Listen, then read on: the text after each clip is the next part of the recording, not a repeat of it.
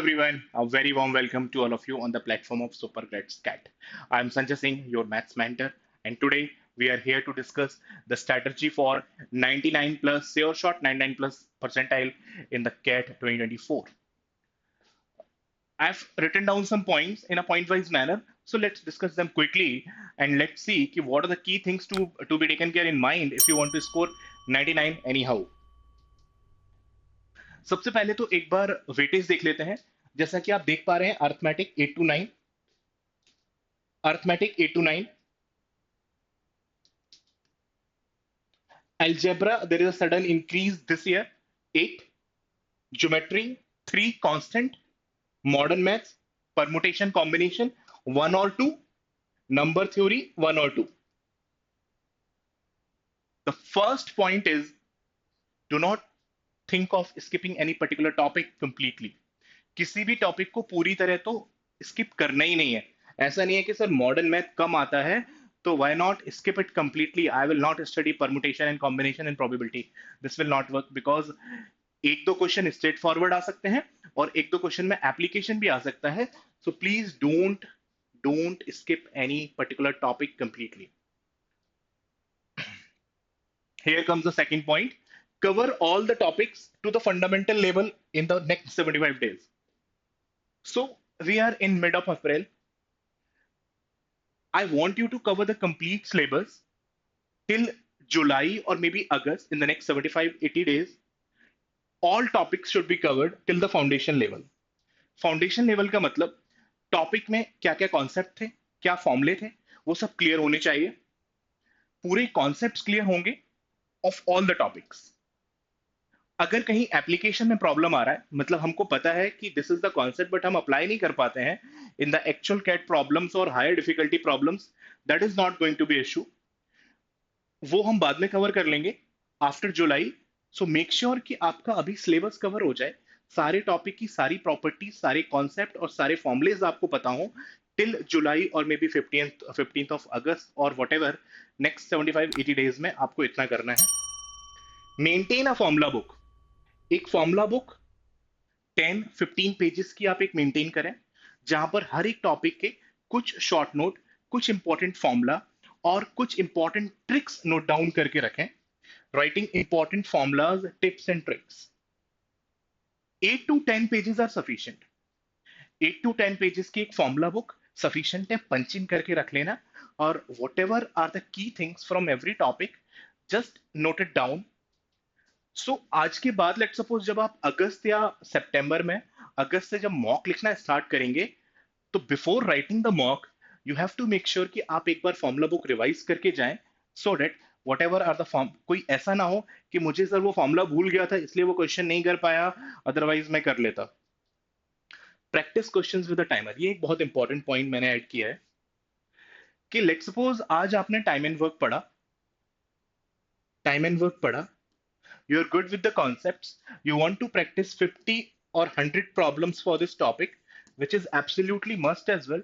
किसी भी टॉपिक में अगर 50-100 प्रॉब्लम प्रैक्टिस नहीं करोगे तो वो एप्लीकेशन आएगा ही नहीं, है ना, वो एप्लीकेशन आएगा ही नहीं। But what I want from you is, let suppose आप 20 क्वेश्चंस बना रहे हैं लेवल ऑफ डिफिकल्टी 1 के। Generally what happen in the preparation कि हम पूरा दिन 3-4 घंटे लगा देते हैं, पहला क्वेश्चन करेंगे, देखेंगे सही है कि नहीं, मैच करेंगे, सेकंड क्वेश्चन नहीं आ रहा है, सॉल्यूशन देखेंगे, आराम से समझने की कोशिश करेंगे, थर्ड क्वेश्चन करेंगे, बन गया वेल एंड गुड, आगे बढ़ जाएंगे, नहीं बना तो उसमें इन्वॉल्व रहेंगे। This is not a good strategy. यहाँ पर बहुत ज्यादा टाइम वेस्ट होता है। व्हाट आई वांट, 20 क्वेश्चन है, 20 क्वेश्चन है, 40 मिनट्स का टाइम ले लो। Sir I will do this 20 questions in one go, 40 minute में करूंगा in a test manner, sectional test manner की तरह करूंगा।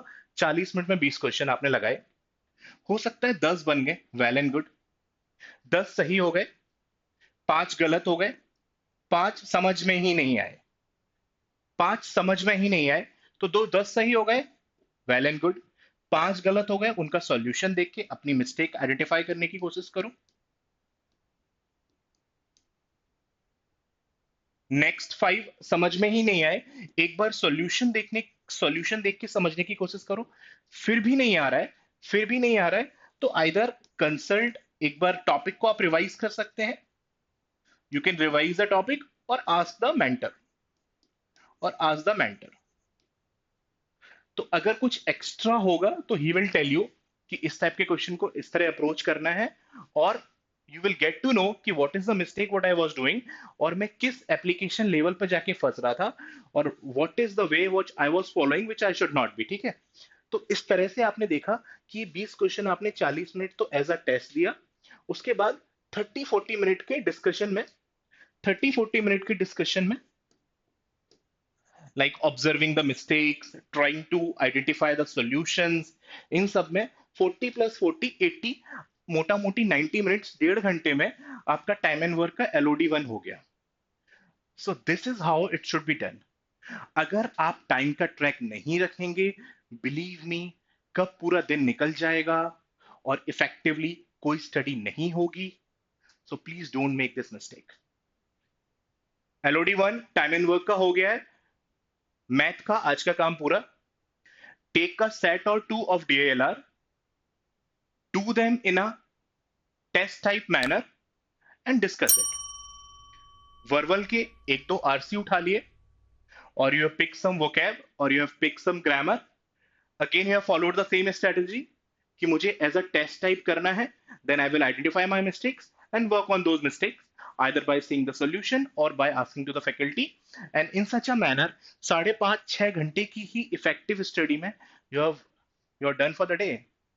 5.5-6 घंटे की जो इफेक्टिव स्टडी आपने की, कभी कभी इससे कम भी होगी, कभी कभी आप इससे ज्यादा भी करोगे, but you are doing your part well.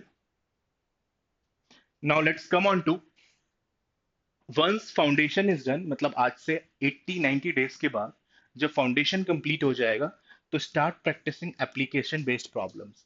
Application based problems क्या होती हैं? जिनका लेवल ऑफ डिफिकल्टी थोड़ा हायर होता है, एकदम से सीधे सीधे नहीं दिखता है।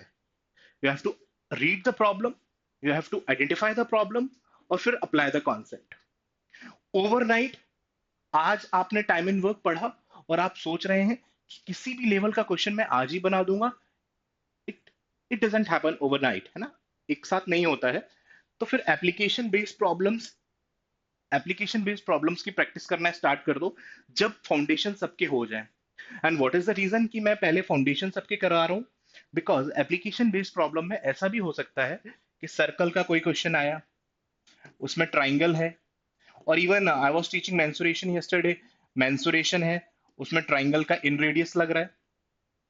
ठीक है, तो वंस सारे जब बेसिक्स क्लियर हो जाते हैं, सारे टॉपिक फंडामेंटल क्लियर लेवल पे क्लियर हो जाते हैं, तो फिर ये वाला प्रॉब्लम नहीं आता कि सर वो ट्राइंगल नहीं पढ़ा था, इन रेडियस का फॉर्मूला नहीं पता था, डेल्टा अपॉन एस, तो हम पिरामिड में डेल्टा अपॉन एस नहीं लगा पाए, या फिर पिरामिड का इन रेडियस नहीं निकाल पाए, मतलब वट।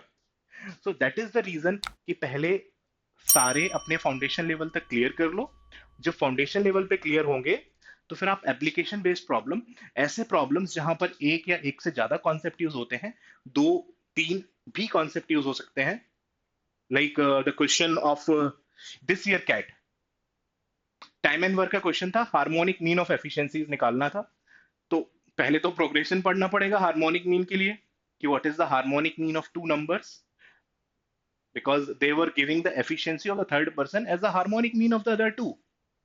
So एक बार फाउंडेशन लेवल क्लियर हो जाए, फिर आप ये एप्लीकेशन बेस्ड प्रॉब्लम्स करना स्टार्ट कर सकते हैं, और उसके बाद ही you have to start writing the mocks as well. Because अब आपके बेसिक्स क्लियर हैं, आपके फाउंडेशंस क्लियर हैं, तो जब आप ये प्रैक्टिस बेस्ड क्वेश्चंस करेंगे, उसके साथ साथ you can make a schedule कि in a week I have to attempt 2 mocks, और maybe 1 mock only in the starting of this phase, या फिर 2 मॉक आप वीकली लगाएंगे और उनको एनालाइज करेंगे थॉरोली, किस क्वेश्चन में कितना टाइम वेस्ट किया, what are the questions you have picked, कौन से क्वेश्चंस पिक करने चाहिए थे, कौन से क्वेश्चंस पिक नहीं करने चाहिए थे, where you have wasted more time, अगर कुछ क्वेश्चंस गलत हुए हैं तो क्यों गलत हुए हैं, कैलकुलेशन एरर हुआ है या फिर कॉन्सेप्ट में कोई प्रॉब्लम थी, कैलकुलेशन एरर हुआ है then it should have been avoided, concept में अगर कोई प्रॉब्लम आई है तो प्लीज रिविजिट द नोट्स कि why it has went wrong. तो इस तरह की आपको, और इसमें बहुत ज्यादा टाइम स्पेंड करना है एनालाइजिंग द मॉक्स। मतलब अगर 2 घंटे मॉक बैठे हो तो मेक श्योर 3 घंटे एनालिसिस करो, पूरा थॉरो एनालिसिस करना है। क्या क्या सही हुआ, कितने टाइम में सही हुआ, गलती हुई है तो क्यों हुई है, कॉन्सेप्ट में प्रॉब्लम था या फिर कैलकुलेशन हैक हुआ है, एंड एवरीथिंग। और रिसर्च डेफिनेटली रिसर्च है ना, कि what are the topics going well, कहां पर कंटिन्यूअसली एरर होती आ रही हैं, उन टॉपिक्स में क्या कोई लूप होल रह गए हैं, do I need to fill those loopholes. तो इस तरह अपने आप से क्वेश्चन करते हुए मास्टर योर टॉपिक्स। फिर ये अ बिग मोटिवेशन कि 50% marks are sufficient to get a very good percentile in quants, more than 99 और इवन मोर देन 99.5। इस बार तो मोर देन 99.5 आ गया भाई 50% मार्क्स में।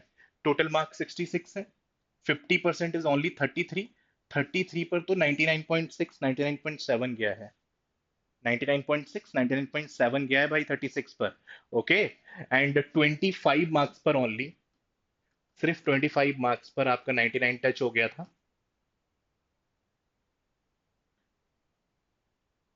सो less marks are required to get such a wonderful percentile. To get such a wonderful percentile बहुत कम number पर आ जाते हैं if the paper is balanced और if the paper is having a good level of questions. Okay, it is just a game of choosing questions correctly. सही बात है भाई। अगर आपने 22 में से 15 क्वेश्चन सही पिक कर लिए, या फिर 7 क्वेश्चन ये पहचान लिया क्यों, I am not going to spend my time over there, I am not so good in those topics, मैंने इनके ऊपर इतना प्रैक्टिस भी नहीं किया है, लेंदी लग रहे हैं, इतना काम भी नहीं किया है, अपनी सच्चाई हर किसी को पता होती है, ठीक है। So rather I should avoid these question and devote my complete time over these 15 question. 10 12 भी सही हो गए भाई, you know where you are landing, है ना। Such a great percentile just doing 10 12 13 14 questions correct.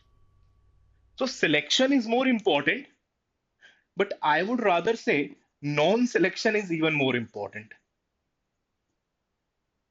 अगर हम इतना भी पहचान लें कि ये 7 8 क्वेश्चंस पे मैं ज्यादा टाइम स्पेंड नहीं करने वाला हूं, जैसे ही आपकी स्क्रीन पर आए आपको लगा कि कॉन्सेप्ट थोड़ा हैवी लग रहा है ना, या फिर this is the topic where I have not work that much, I have not work that much, इसको मैं बाद में आके देख लूंगा। हो सकता है कि 3 4 कभी कभी कैलकुलेशन क्वेश्चंस भी स्टार्टिंग से ही दिख जाते हैं।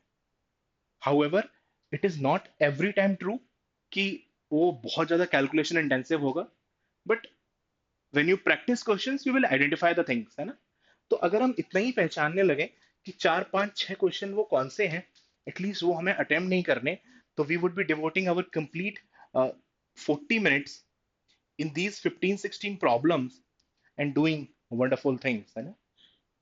क्योंकि एक्यूरेसी तो मैथ में 90% आ ही जाता है।